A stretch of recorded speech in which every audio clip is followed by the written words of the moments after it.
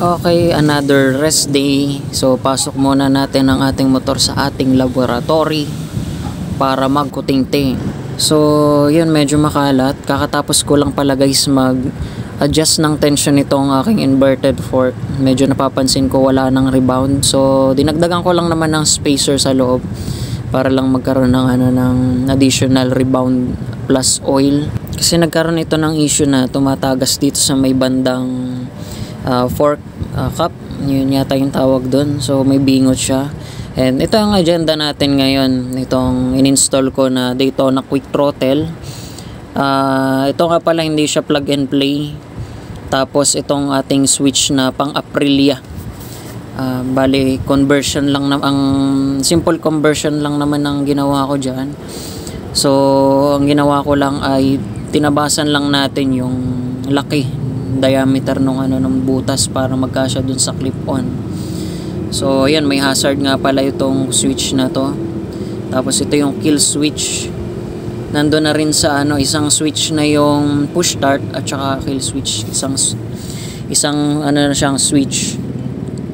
Then ayan, pagka naka kill switch siya, patay din yung instrument panel.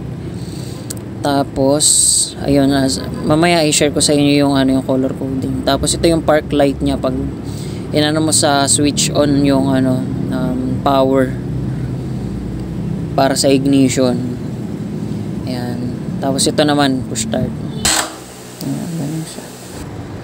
Ayan, so ayun lang naman yung ating mga binago dito. Tapos ito yung headlight. Ayan, medyo makaalat nga. Ayan, headlight ito, tapos park light nandiyan na yan, kasama na yan. So gagawan ko pa yan ng mas magandang function yung park light, kasi naka park light na kapag binuksan mo yung ignition, yung power niya dito sa may kill switch. So ito lang yung pinalakihan ko. Yan yung butas na yan para magkasya. Ginamitan ko lang yan ng itong file. Tapos yun, nagkaigi naman. Kung wala naman kayong ganyan, kahit liha-liha lang, basta may kurba siya na pabilog. So ayun, nagkaigi naman siya. And wala naman ako ibang mga ang tawag dito, binago dyan. Parang alam ko 22mm yung lapad ng clip-on natin.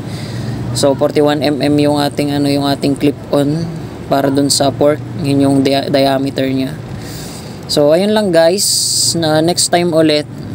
Tapos marami pa tayong mga contents every week.